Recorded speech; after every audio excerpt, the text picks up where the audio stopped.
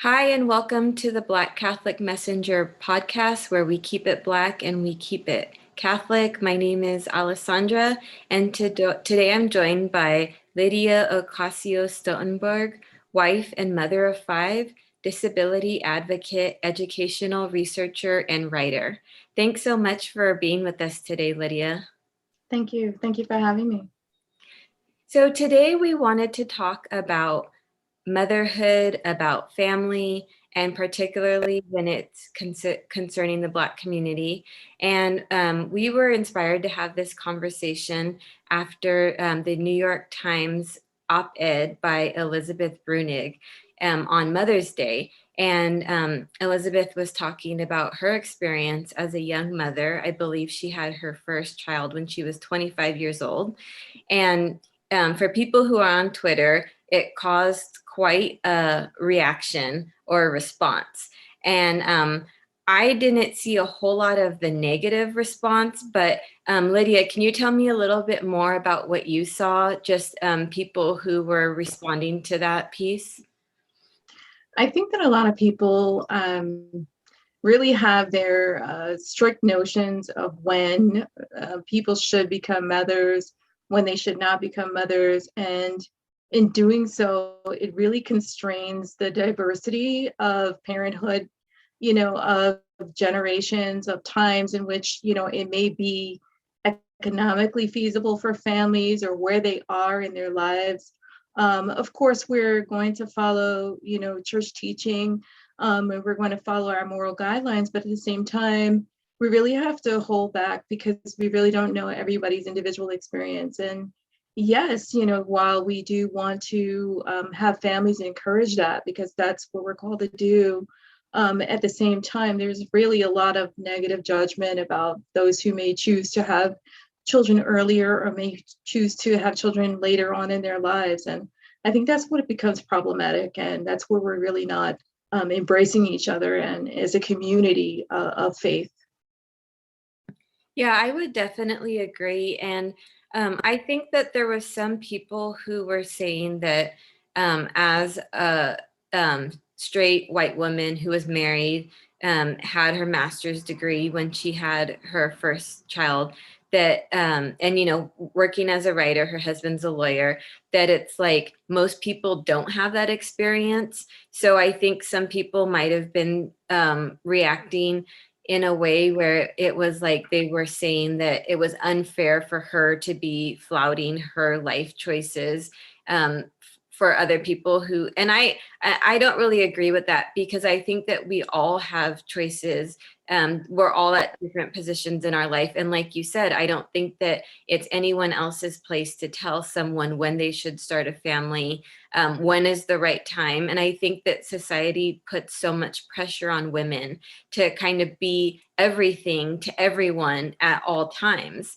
And it's like, I know with myself, I had my son when I was 19. I got married when I was 22.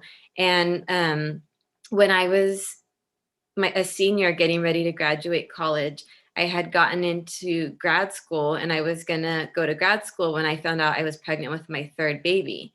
So I ended up making the choice to not go to grad school, to instead of entering the workforce, to stay home and be with my kids for the first 8 years of their lives. And although that was a choice that I made that I felt was best for my family and was based on my faith, I feel like I would never tell someone else that they had to make those same choices. And I also know that it hasn't been easy and that there's been a lot of sacrifices that I made because of those decisions. Absolutely. And I think that it's fair to say that the perception of Black women when we do have children earlier and we do have multiple children is very, very different as well. Something that you did, which is welcome life and say yes to God's plan for you and your family and your children when you were given it, is a beautiful thing. It's a beautiful celebration of the gift of life. But someone might look at that and and judge you negatively because of the compromises that you made to your career or their perception of what your life should have been. in a similar way, I was really like pre-med destined, and ended up having my first child when I was 22, and I got married at 23. So there I was, unmarried, still in college and pregnant. I was still a junior. I still had a whole other year to go. And I felt that. I felt every bit of that judgment about being unmarried and pregnant, and now all of a sudden facing some difficult choices, which to me were not difficult. I mean, it's just me saying, okay, this is when I'm starting my family. And yes, it put med school on hold, and it put everything else I wanted to do in my life on hold. But I think that was God's plan for me to have a family. And so I wasn't about to say no to that. But I can also say that even now, as I've moved on my life, my children are older, I have young adults now. People still look at that. I mean, people still ask the question. I don't know if people ask you that question, but people ask the question because I have 5 children. Are they all by the same dad? And I feel like, well, would you ask someone else that question? I mean, would you ask someone that question who did not have my racial and ethnic identity? Would you ask someone who wasn't Black the same question if they had the same father, or the fact that my husband and I have been married now almost 24 years? I mean, I think that some of the negative assumptions and stereotypes really are come into play. So we feel those. So it's not we're looking at people like Elizabeth and saying, okay, well, you're privileged. But I think it's fair to say that they do escape some of that stereotyping that we may be subject to as Black women. Yeah, I would definitely agree with that. And I think that when we look at like people who want to go back to like the 50s, let's say, or like, the 40s, when they talk about like the perfect traditional American family, I think that a lot of times that's looking back on a time that was in very serious ways not ideal for the Black community.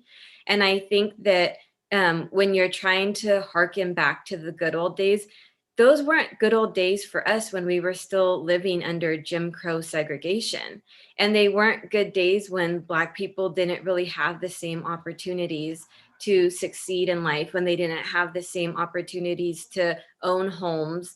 When they had schools that weren't as well funded. So I think that a lot of times when we're talking about like the traditional family, that's not really taking into account Black families and the struggles that we've had to go through and the struggles that we still face to this day. Because I know even when I made the decision to stay home and my husband was just providing for us, that was a big financial toll on our family. And I think that a lot of times Black families aren't as well resourced to be able to even make those type of decisions compared to like white families.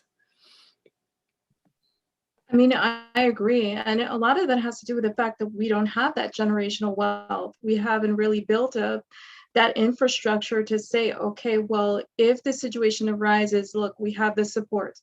Because a lot of us don't have the family supports, and our folks were struggling and their folks were struggling. And so sometimes we find ourselves in that situation where the decisions become even more difficult. I can totally agree with you. I mean, I was really a school bus chaser for years. I mean, just really being at home, and I wanted to be. I wanted to be because my grandmother was that for me. She was present in the home, and that meant something to me. That was an investment in me personally and culturally in the family. And her presence, just her being there, was really, really important and really integral to me in my development as a woman. And I think that was important. I wanted to perpetuate that. Is that an easy decision? In no way, because again, there aren't those guaranteed financial safety nets that others might have, investment properties or things like that. I mean, we're talking about things that we aspire to acquire sometimes in our communities, but don't always have on hand. So it is a sacrifice. And we can go back to a time, and that wasn't a time for us. And at those times, many of those families had to make that tough decision, like, do we want to bring a child into this world?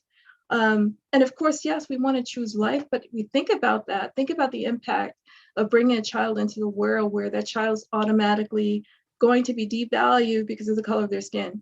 And I'm not talking about that as an historical artifact. We're still facing that. We're still facing that today. And I think one of the things that I take issue with is when the people in the Catholic community will say, like, forget police brutality, forget gun violence. The most violence happens in a Black mother's womb. And they talk about like the abortion rate in the Black community. And for me personally, like as someone who's pro-life, of course, that is a huge issue to me.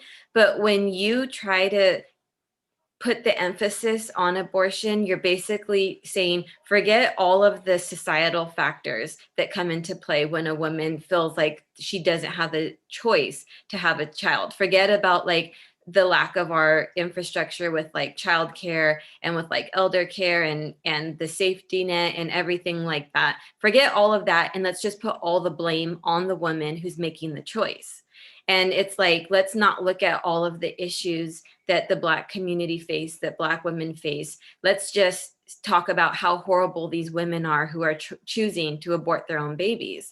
So I really take objection to people who call themselves pro-life, but refuse to look at the whole life and look at all of the different issues that Black women are facing right now.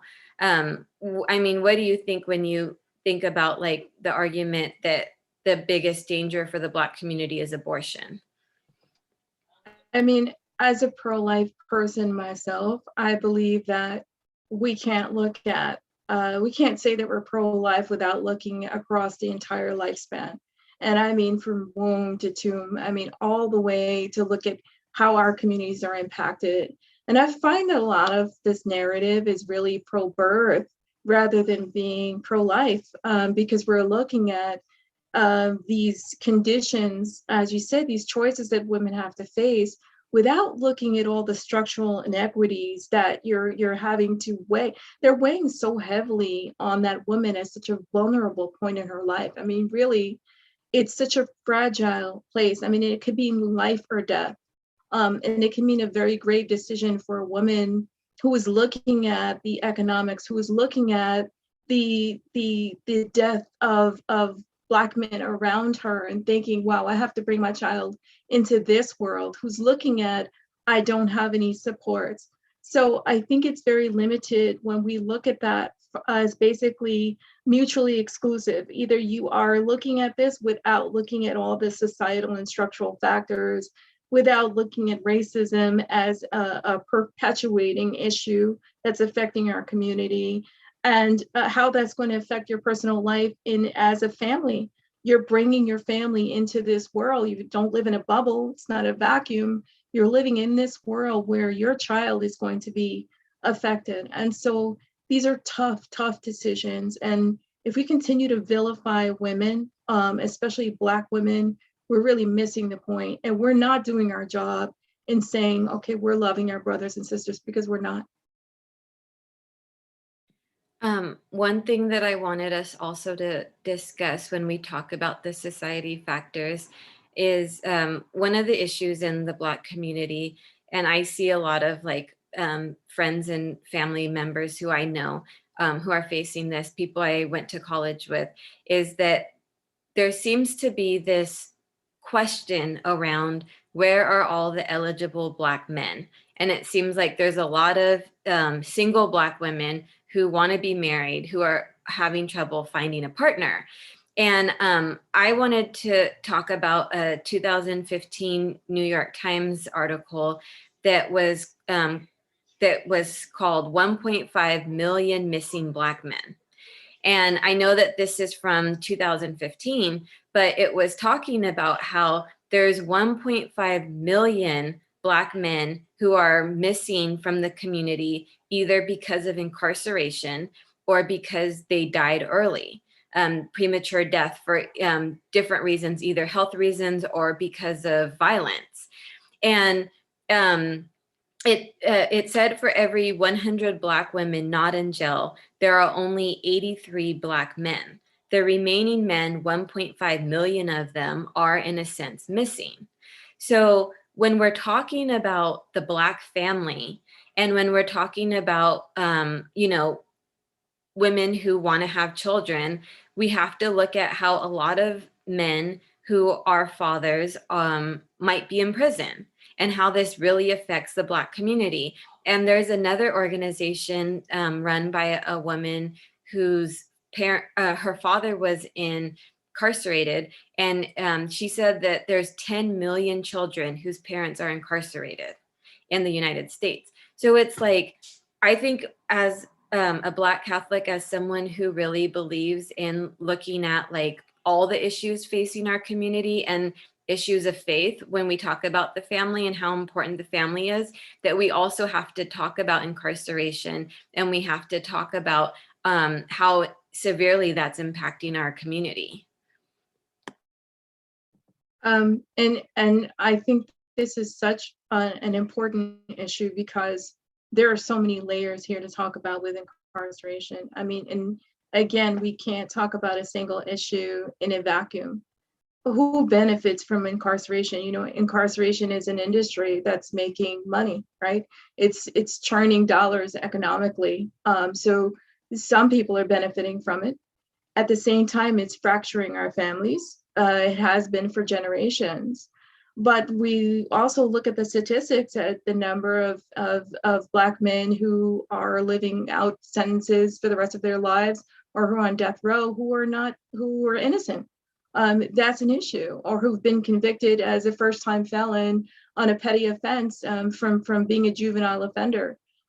These are issues that have existed for so long now. But even way back when we talk about the destruction of the Black family happened even before we had systems that destroyed Black family, because we go back way back to slavery. I mean, that was really an important driver, is how do we destroy the Black family as a unit, so I think the issue here is looking at that as cause and effect, right? And not look at the systems and the structures which also lead to Black men being incarcerated. And again, from very young age. And there's a lot of research now that's looking at how Black children are being adultified as early as 3 and 4 years old. I mean, really being suspended and expelled from schools, and we used to call this school to prison pipeline, and we now call it school to prison nexus, because we know it doesn't stop. There's no point where it picks up and becomes prison, because we have kids, disproportionately Black children in juvenile detention centers. So at those times, during and the article pointed to that, like, it didn't start out where we had these, disparities, but it started to happen in adolescence and young adulthood. Well, what's happening then? I mean, those are the times when you start to maybe date and meet people, and maybe start to gravitate towards someone who will be your spouse. But you have men who are caught up in these systems, and who are also victimized as well. I mean, so we can look at that as a system that's constantly vilifying, but they're also victims of a system as well. And those are causing fractures in our homes and our families. So it's problematic, but it's also problematic, the framing of it. And I'm listening to the audiobook of the narrative of the life of Frederick Douglass. And in the first chapter, he was talking about how his mom was a slave, and the rumors were that his father was the slave owner, but he said that it was never verified. But after she gave birth, she was sold to another plantation, and he was saying that during slavery that was very common, because they wanted to break up that bond between the mother and the baby, and that she would sometimes come at night, come from where she was living to just spend the night with him. But when he woke up in the morning, she already was gone, because she had to be back in the fields. So like, you're absolutely right that this is an issue that goes all the way back from slavery. And it's like, when I've been listening to it, I was thinking, people are like, why do Black people always talk about slavery? And it's like, I don't think that people understand exactly how dehumanizing and how much of like an impact it had on people, and how, even like you said, with like incarceration, with Jim Crow, how it's still continuing in different forms today, how Black people are still facing oppression, and because of the legacy of slavery, we're still impacted by it.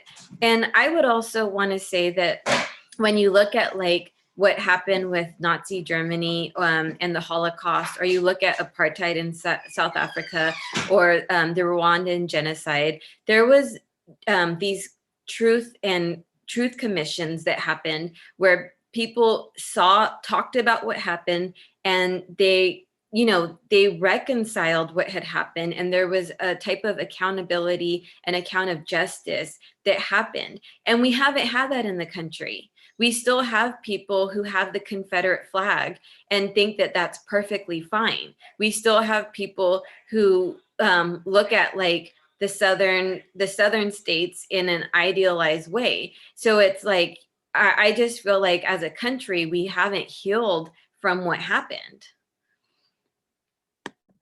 I think we haven't healed because we don't want to face that uncomfortable truth. And it's easy to frame slavery as an artifact of the past, and to say, okay, well, that was history, and to even rewrite history, which is what's happening now, to rewrite history and to look at it as, well, and maybe it wasn't like that. Maybe we should look at that differently.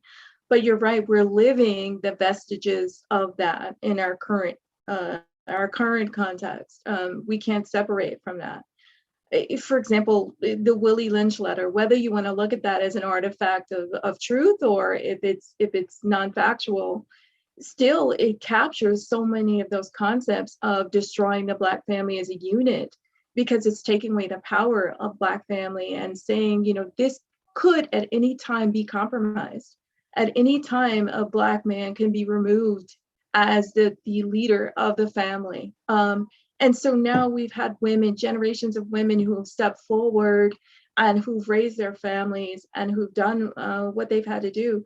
I personally was raised by my grandmother and my great aunt. I was raised by strong Black women from the South who made that part of the Great Migration from the South of Tennessee to New York. That was part of their legacy, is they wanted a better life. But they couldn't stop and say, okay, well, we don't have a man in this family, so what are we going to do? We're going to stay here? No, we mobilize. And as we do as Black women, we mobilize, we move, we try and make it better for the subsequent generations. Now, ideally, that's not what we want, certainly, but we can't look at that and say, okay, well, these Black women are left behind. No, they're not. No, they're not. Tell our story.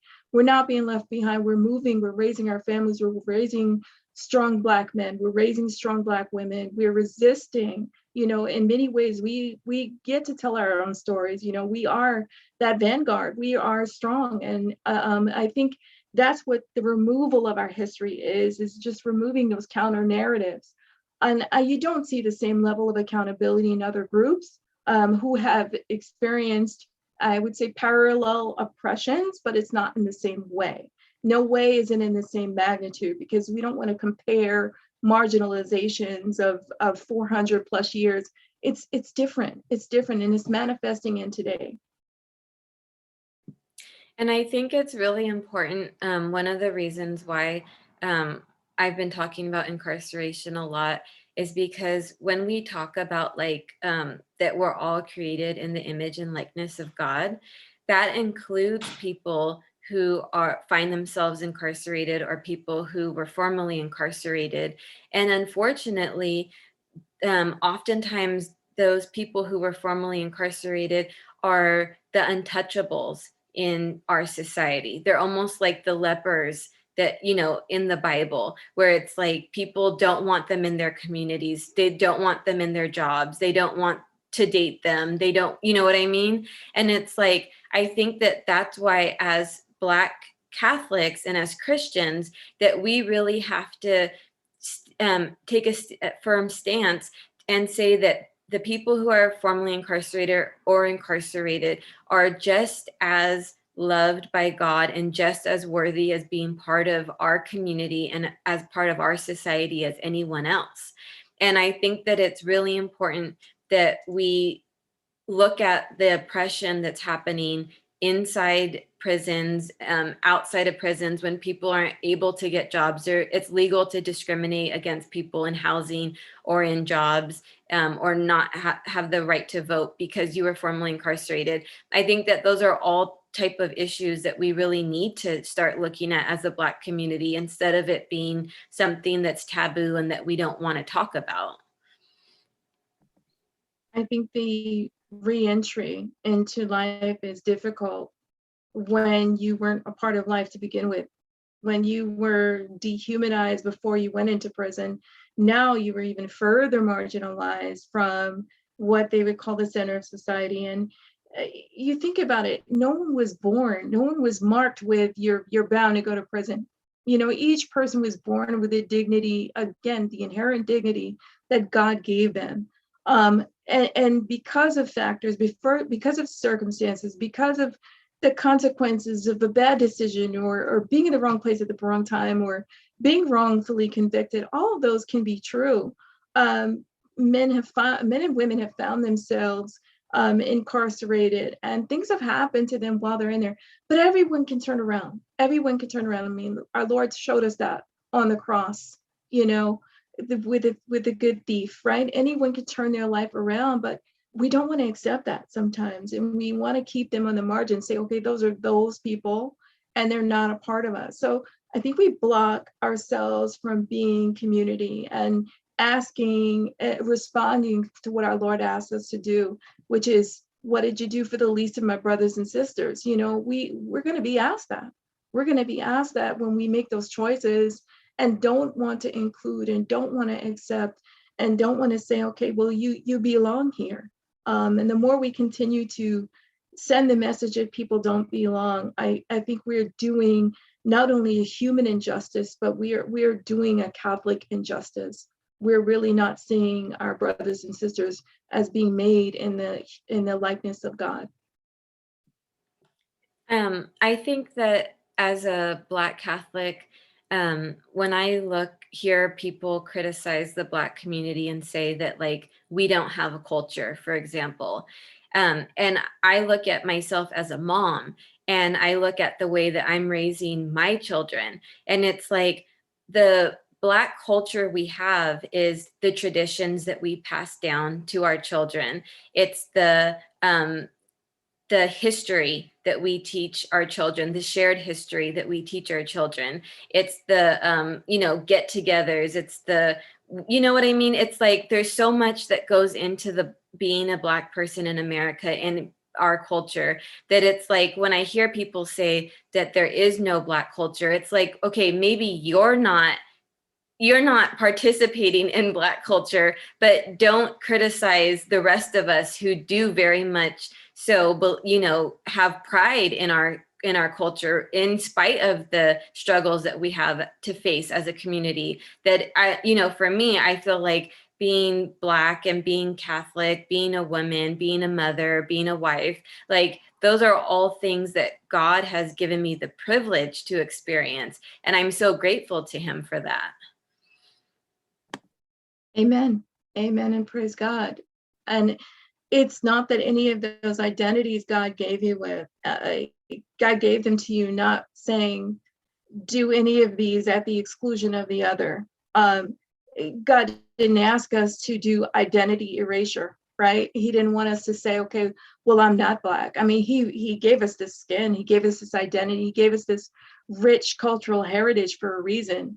I mean, there are things that I appreciate now that I am older. At my grandmother, I understood what they did, and a part of them was this just rich spirituality.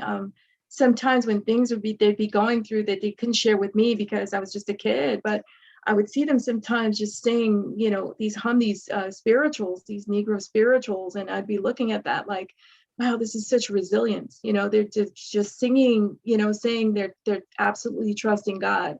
And I look at that and I'm like, wow, I hope I have that faith, when I face my own trials and tribulations. And you want to pass on that legacy. And we do.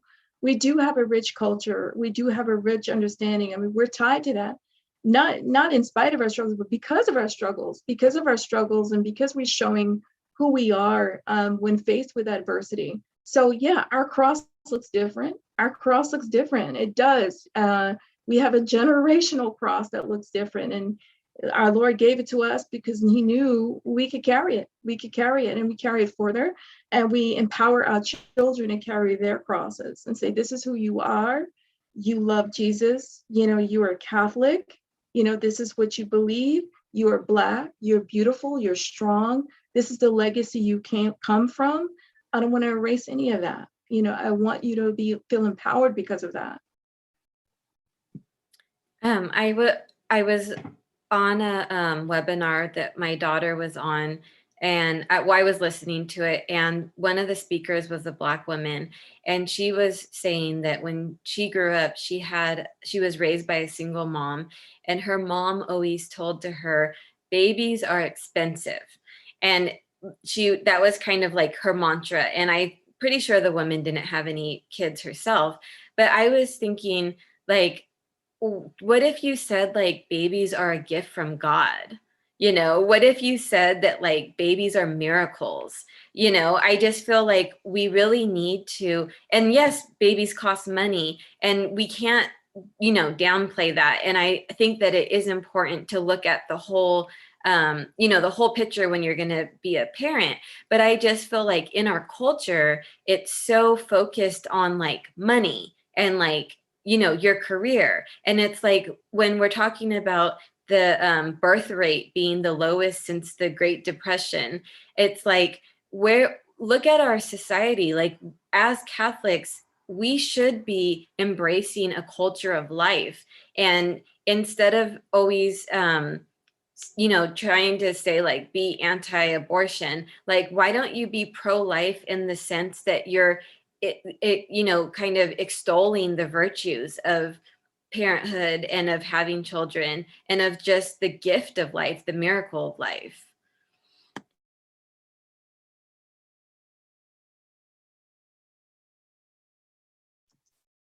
I think that uh, it was Mother Teresa who talked about this great poverty and this destitution was just this loneliness, you know, this loneliness and the lack of appreciation for the value of life and the fruitfulness that comes from the celebration of family and life and joy and those kind of things. And I don't think we put those things forward. I think we have really been so desensitized to the beauty of family and the things that really matter because of these ideals, you know, the ideals of individualism and meritocracy and, you know, ownership of things, you know, materialism, consumerism.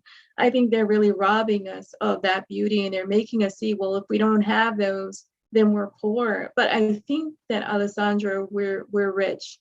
We've been rich. We've been rich since we were young women before we knew we were rich. And that's because no one told us we were rich when we had these beautiful babies and said yes every time God called us to our job and our vocation of motherhood. Just saying yes. I mean, each one of them is different and unique and individual. Each one of them is going to contribute something to the world. They already are, and they've enriched our lives as well. And I think that is a treasure. That is the treasure of the faith. Is our generations that we're bringing forth. I can think of when I had my youngest son who has Down syndrome, how many negative messages were told to me. Oh, this is such a burden to society and you're going to suffer and it's going to be horrible. I'm like, well, I haven't had that yet. I haven't had that yet where I felt like he was a burden to me or to society. I mean, it's beautiful. It's different. It's a mystery. It's wonderful. It's something I could have never predicted or expected. But I think it's really taught me a lot about motherhood as well. So I think those are the messages that we need to keep talking about. We need to keep talking against those messages that would prioritize and value material things or you know, do you have this, you have that versus family. And I think that is definitely where our wealth is. Well, Lydia, I'm so glad that we were able to have this conversation. I feel like May, which has Mother's Day, which is the month of Mary, our Blessed Mother. I feel like this was a great way to just kind of celebrate the month. Did you have anything else that you wanted to share before we end? And if you could also tell people where they can find you, like on social media. Yes, I just wanted to say thank you, and I am so happy that we share that commonality as Black women, as Black mothers, as Black Catholic mothers, as Black Catholic mothers of multiple children. Again, it's a commonality that we share, and it's something that we're so grateful for. And you're so right. Just really in this month of May, and we've always echoed our ladies, yes, and we'll continue to do so. And you can find me on Twitter. I don't have an Instagram or Facebook, but I'm always on Twitter. So again, thank you for having me today. I appreciate it. Well, thank you. And you can find Black Catholic Messenger on Twitter, Black Cath Stories. We're on Instagram, Black Catholic Messenger, and our website, blackcatholicmessenger.com. And you can find me on Twitter at Alessandra H17. Or my website, alessandraharris.net, has everything. So thank you for joining in. If you haven't yet, like and subscribe to our YouTube channel, subscribe on our podcast, and we will talk to you next time.